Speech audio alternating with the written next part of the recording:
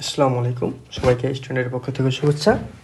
আজকে আমরা সদৃশ সমকোণী ত্রিভুজের যে বাহুগুলোর অনুপাত থাকে সেগুলো নিয়ে আলোচনা করব। তার আগে আমরা সদৃশ কোণী ত্রিভুজের যে উপপাদ্যটা আছে সেটা আমরা দেখি। যে সদৃশ কোণী ত্রিভুজের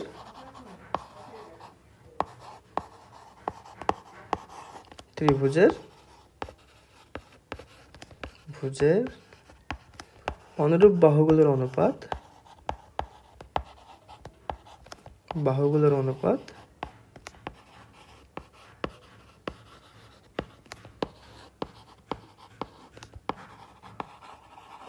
কি হয়? ধ্রুবক হয়। ঠিক আছে। আর সদৃশ কোণী ত্রিভুজ কি? দুটা ত্রিভুজের, এটা একটা ত্রিভুজ,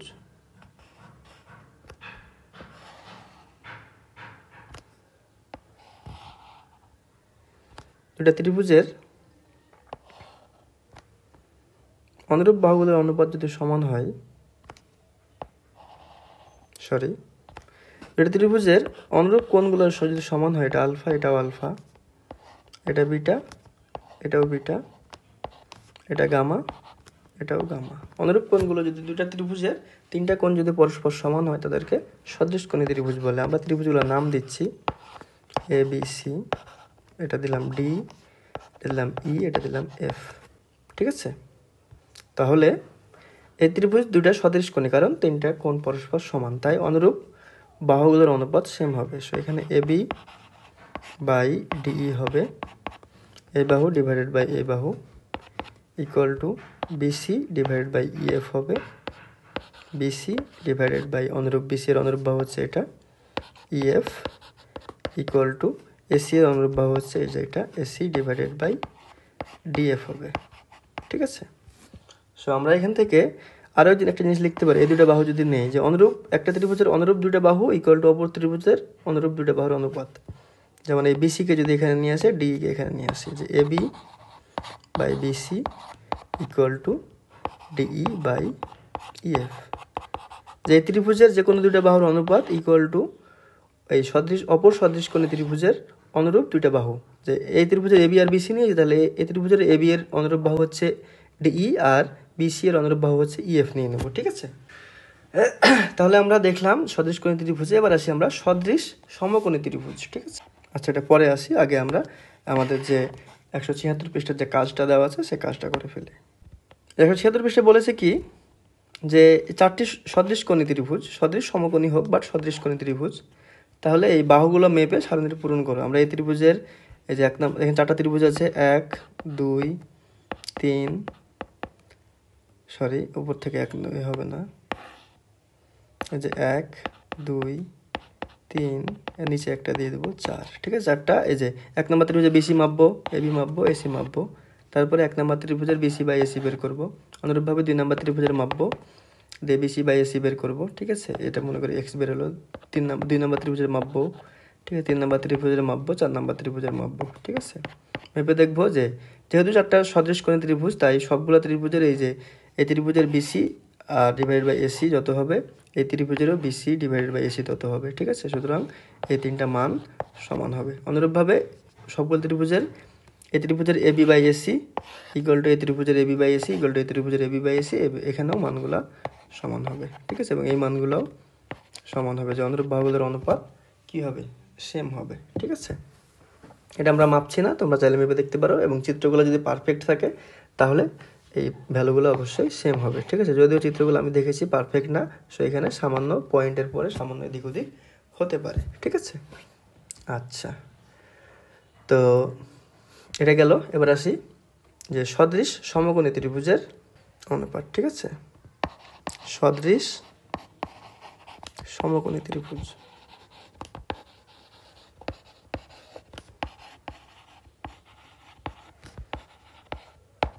ওকে, এখানে আমরা দুইটা সদৃশ সমকোণী ত্রিভুজ নেই। ওকে, এটা একটা এবিসি, অপর একটা নেই। আচ্ছা, এটা একটা নিলাম ডি ই এফ, এটা সমকোণ, এটা সমকোণ। আচ্ছা, এখন এই কোণ আর এই কোণ যদি সমান হয় থিটা, তাহলে কি এই ত্রিভুজ দুইটা এবিসি ত্রিভুজ ও ডিএফ ত্রিভুজ এই এফ ত্রিভুজ ও ডি এফ ত্রিভুজ, তাহলে কি হবে? এই কোণ আর এই কোণ সমান, তাহলে অনুরূপ এই কোণ আর এই কোণও সমান হতে বাধ্য, কারণ সমকোণী একটা ত্রিভুজের 3 কোণের সমষ্টি সমান। তাহলে এটা যদি 90 ডিগ্রি, এই থিটা ধরলাম এই 45 ডিগ্রি, তাহলে চোখ বন্ধ করে এটা কত, এই থিটা 45 ডিগ্রি, তাহলে চোখ বন্ধ করে এখানে কত থাকবে? 3 কোণের সমষ্টি 180, তাহলে 90 প্লাস 45 হচ্ছে কত? 135। 180 থেকে 45 বাদ দিলে 135 বাদ দিলে এখানে থাকে 45, এখানে থাকে 45। ঠিক আছে, তার মানে আমরা কি বলতে পারি যে সমকোণী ত্রিভুজের অন্য একটা, দুইটা সমকোণ ত্রিভুজের যে অন্য একটা কোণ সমান হলে সেটা কি হয়ে যায়? সদৃশকোণী হয়ে যায়। তো এটা লিখে রাখি, কাজে দিবে। যে সমকোণী ত্রিভুজের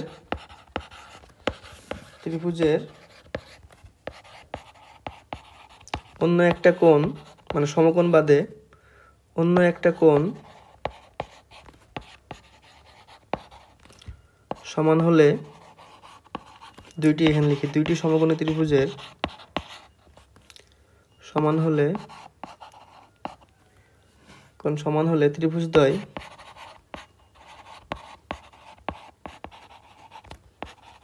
কি হবে? সদৃশকোণী হবে।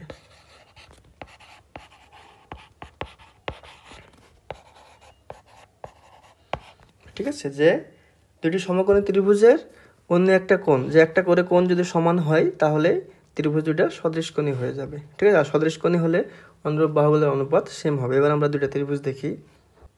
ওকে, এখানে ও, এখানে দিলাম থিটা, এটা এক্স এক্স দিলাম, এটা দিলাম ওয়াই। ঠিক আছে, তাহলে এখান থেকে এই যে একটা লম্ব টানলাম, এটা সমকোণ। ঠিক আছে, পি এম, আবার আর একটা লম্ব টানলাম, এখানে হচ্ছে P one prime, P one আর এম ওয়ান। ঠিক আছে, আচ্ছা তাহলে দেখি এই যে ও পি এম ত্রিভুজ O P one M one ত্রিভুজে, উভয় ত্রিভুজেরই কি এই কোণটা সমান, এই কোণটা উভয় ত্রিভুজেই আছে। ঠিক আছে, এবং উভয়ই সমকোণ, তাহলে কি সদৃশকোণী। ঠিক আছে, তাহলে এখান থেকে কি পাবো? অনুরূপ বাহুগুলোর অনুপাত সমান, তাহলে পিএম ডিভাইডেড বাই এটা পিএম এর অনুরূপ বাহু হচ্ছে যে এটা P one M one equal to, তারপরে হচ্ছে অনুরূপ এই যে ওপি নেই, ওপি এর অনুরূপ বাহু হচ্ছে এই যে ও পি ওয়ান। এখন এটাকে এখানে নিয়ে আসি যে বা PM by OP equal to P one M one by O P one. তার মানে দেখি দুটো আলাদা ত্রিভুজের, আলাদা সমকোণ ত্রিভুজের এই থিটা কোণের জন্য এই ত্রিভুজের এই যে বিপরীত বাহু ডিভাইডেড বাই অতিভুজ ইকুয়াল টু এই যে এই ত্রিভুজেরও বিপরীত বাহু ডিভাইডেড বাই যে অতিভুজ, এই অনুপাতটা কি হচ্ছে? সমান হচ্ছে। দুটো আলাদা ত্রিভুজের যখন একটা কোণটা ফিক্সড, তখন ওই কোণের জন্য কি হচ্ছে? দুটো আলাদা সমকোণ ত্রিভুজের যখন কোণটা ফিক্সড, তখন ওই কোণের জন্য বিপরীত বাহু ডিভাইডেড বাই যে অতিভুজের অনুপাত সমান হচ্ছে। ঠিক আছে, এটা আমরা যে কোনো ত্রিভুজই নেই না কেন, সমকোণ ত্রিভুজের একটা কোণের জন্য, নির্দিষ্ট কোণের জন্য কি হবে? এই বিপরীত বাহু ডিভাইডেড বাই অতিভুজের অনুপাতটা সেম হবে। তার মানে কি নির্দিষ্ট কোণের জন্য, নির্দিষ্ট সমকোণী ত্রিভুজের নির্দিষ্ট একটা কোণের জন্য, সমকোণী ত্রিভুজের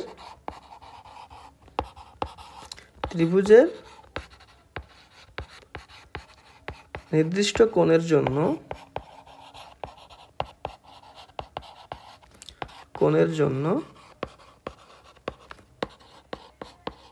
বিপরীত বাহু ও অতিভুজের অনুপাত